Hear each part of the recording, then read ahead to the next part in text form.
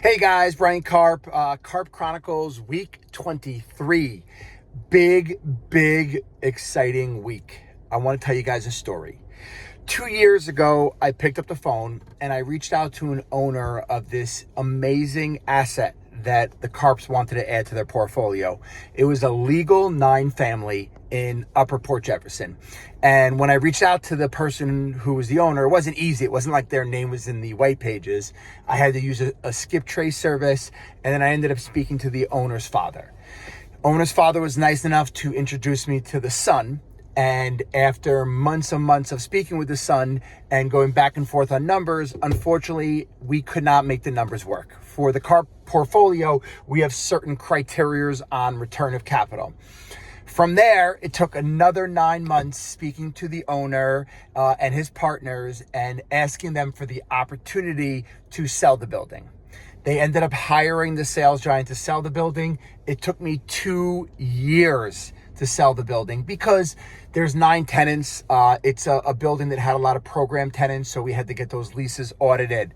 Now, what's the moral of this story? This was a win-win-win. There's also another moral of the story. And what I mean, it's a win-win-win. Moral of the story number 1 was the seller got $2 million. That was the number that he wanted for the building. Win number 2 is the buyer who bought an asset that everybody's jealous about. I'm even jealous about it, but I couldn't make $2 million work. And there's a lot of other people during this transaction that reached out to me and would have traded their firstborn child for this asset. So that's a win-win. And as a broker, I love that. Sorry, I don't understand. All right, well, my watch is talking. The second piece of this, which I want to say is so amazing, is every single one of you guys need to get into sales. I picked up the phone, right, walked out of my comfort zone and had an amazing conversation with ownership. Well, actually, I had to go from the father to the owner. I had to build credibility. I had to consistently follow up. Like, this didn't happen overnight. This was months and months of speaking, talking, bringing value, right? You know, I own a lot of multifamily real estate, so it's very easy for me to talk about it. But I picked up the phone, and that is the check that we received for this closing is very close to 6 figures. And that's what I want everyone to understand. In the business of sales, if you could help people, if you could bring value, the amount of money that you can make is absolutely insane. I remember being a construction worker, spending a week to make $500 a week, and we brought a check in almost 6 figures. So I just thought that's a great way. Like, if any of you guys are trying to change your lives, like the reason I got into real estate was to build generational wealth and change my family's life. I knew that sales was going to be the ticket, right? Sales people are the highest paid people in the entire world. And I knew that I was never going to be a doctor, a lawyer, an engineer. So if I wanted to make money like they did, probably all of them combined, I had to get into sales. And then I realized 90% of the first generational millionaires were made through sales. So it's a win-win. The seller got a number that he's ecstatic about. The buyer got a property that everyone's jealous about. And I was able to make a very amazing amount of money for my family. And then what do we do with that money? My family buries it back into real estate. We actually bought not a 9-unit, but we bought a 4-family just down the block. And you could say that a piece of the commission helped fund that asset.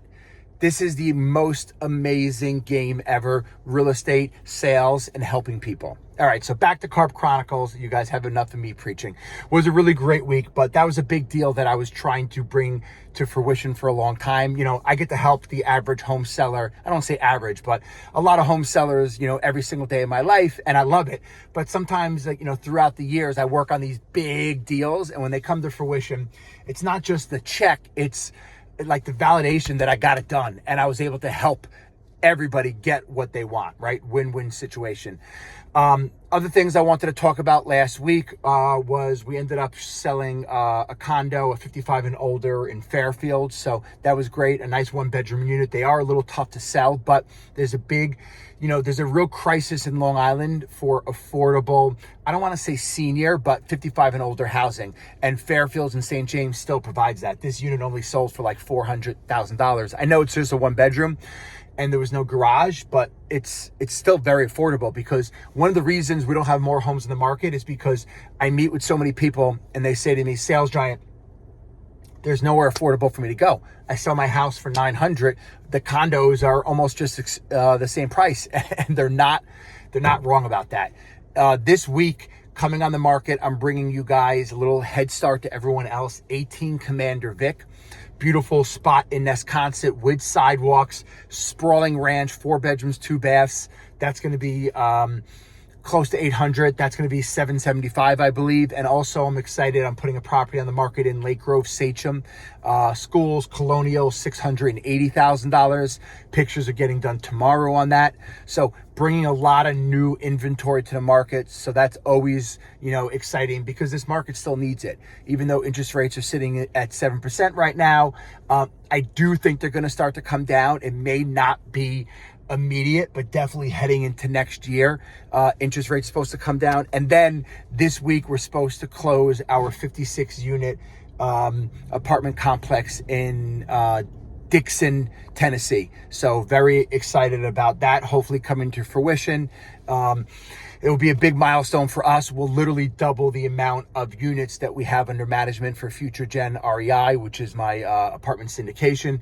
So that's a big thing. And right now, I'm going to end this telling you guys this. I'm filming this a little bit late, but I'm pulling up to Brock's Field Day.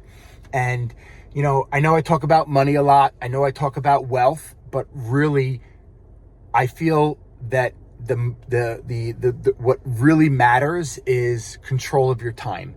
And a real wealthy person, a real wealthy woman, a real wealthy man is someone that can control their time. So it's Tuesday, and it's 10:30 in the morning, and I'm in a tank top and a pair of shorts, and I'm going to sit for an hour and a half and watch my son's field day.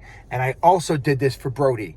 And why this is so important is everyone's chasing money. Everyone's chasing the next level. And even myself, right? I'm always chasing the next version of myself. But to me, a real wealthy person is somebody that can control their time and do whatever they want. So this was in my schedule a month ago. So what happens is everything gets booked around it. So I think that, freedom is what everyone should be chasing, freedom of time. And even though today I don't need to work anymore because we've built enough passive income to come in, I choose to work, so I control my time. I love what I do more than anything. I love helping people sell. I love getting big deals done like the 9 family.